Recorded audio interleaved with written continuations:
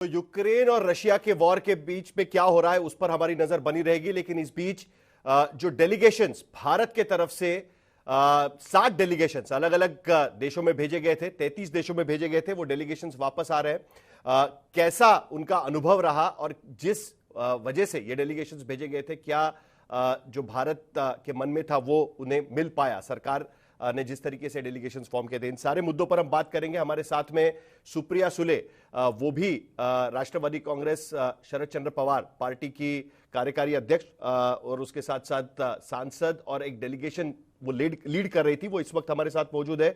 South Africa, Ethiopia, Egypt जैसे देशों में इनका डेलीगेशन गया हुआ था। सुप्रिया जी, बहुत बहुत शुक्रिया आप आज तक से बात करिए इसके लिए। कल ही आपका डेलीगेशन लौटा है। सबसे पहला सवाल तो यही रहेगा कि क्या आपकी अचीवमेंट रही इस पूरे डेलीगेशन को लीड करते समय और भारत की भूमिका इन देशों में रखते समय?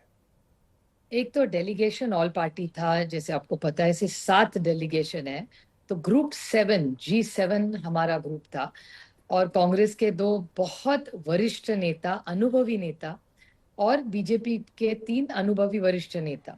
तो एक हैवी वेट ऐसा ये था। बहुत अनुभवी लोग थे, बहुत विद्वान ये सारे सांसद थे, क्योंकि 5 कैबिनेट मंत्री रहे हैं उनके समय में। तो ये बहुत अच्छा रहा। और सबसे बड़ी बात थी एक जो केमिस्ट्री थी हम सब में, ऐसा कभी भी नहीं, चारों देशों में हमें कहा, ऐसे लग ही नहीं रहा कि ऑल पार्टी डेलीगेशन है। तो केमिस्ट्री बहुत अच्छी रही। और हम भारतीय बन के गए थे वहां, ना यूपीए था ना एनडीए था। पहलगाम पे जो हल्ला हुआ, भारत पे जो हल्ला हुआ, इस आतंकवाद के खिलाफ पूरी ताकत से हम भारतीय बन के, जो हमारी दुख भरी कहानी है, जो हमने झेला है, वो बताने के लिए हम लोग वहां गए थे। 3 इंपॉर्टेंट चीजें थी। एक तो पहलगाम हमला हुआ, उसके बाद कई देशों ने उस हमले का निषेध किया, उस पर भारत के साथ वो खड़े रहे।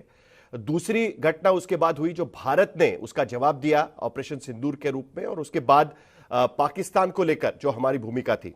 ये तीनों भूमिकाएं आपको इन देशों में रखनी थी। क्या हम ये कह सकते हैं कि ऑपरेशन सिंदूर को लेकर जिन देशों में आप गई उनका रवैया भारत के पक्ष में रहा, नंबर 1? और नंबर 2, पाकिस्तान के मामले में हमने जो इन देशों को कहा कि पाकिस्तान किस तरीके से टेररिज्म को बढ़ावा दे रहा है, क्या उस पर इन देशों का समर्थन भारत को मिल पाया? क्योंकि कुछ देश इसमें ऐसे हैं कि जो इससे पहले association of Islamic countries, organisation of Islamic countries के सदस्य रहे हैं। तो क्या उनका समर्थन भारत को इन मामलों पर मिल रहा है, ये हम कह सकते हैं आपके डेलीगेशन के मिलने के बाद? ये सिर्फ हमारे डेलीगेशन का सवाल नहीं है साहिल जी। 7 डेलीगेशंस का जो अनुभव रहा है वो एक ही रहा है कि आतंकवाद के खिलाफ हर देश भारत के साथ पूरी ताकत से खड़ा है। और वो सिर्फ डेलीगेशन में नहीं कह रहा है, उन्होंने पब्लिक स्टेटमेंट्स किए। प्रधानमंत्री मोदी जी को फोन किया है किसी ने, नहीं तो एमईए को फोन किया है, डॉक्टर जयशंकर जी को फोन किया है। तो हर देश की भावना एक ही है कि आतंकवाद के खिलाफ, जो देश आतंकवाद करेगा उसके खिलाफ पूरी ताकत से हम सब ने एक मिलके लड़ना चाहिए। यही भावना चारों हमारे तो ग्रुप में थी, लेकिन हम सारे, हमारे जो सांसद दुनिया में अब गए हैं, उनका यही, जो हम जितने जितनों से बात हुई, उनका एक ही अनुभव सबका रहा है। पहली बात। दूसरी बात, पाकिस्तान एक टेरर की फैक्ट्री है, वहां ट्रेनिंग होते हैं, ये दुनिया जान रही है अभी, क्योंकि हम प्रूफ भी दे रहे हैं। ऐसा ही नहीं है कि कुछ हम बता रहे हैं उनको, जो जहां जहां हम गए उन सबको पता था कि हमारा भी जो अटैक हुआ, हमारी रिएक्शन थी, हमारा एक्शन नहीं था। एक्शन उन्होंने किया, हल्ला उन्होंने पहला किया। और जो जब जब भारत पे जब भी युद्ध हुआ है, तभी कभी भी भारत ने पहल नहीं की है। ये भारत के संस्कार है, ये भारत का इतिहास रहा है। और भारत से बहुत सारी उम्मीदें हैं लोगों की, क्योंकि चारों जब देशों में हम गए तो पहली बार हर मीटिंग में महात्मा गांधी जी की याद, हर वहां के मंत्री ने या सांसद ने उनके बारे में बहुत अच्छे शब्द कहे।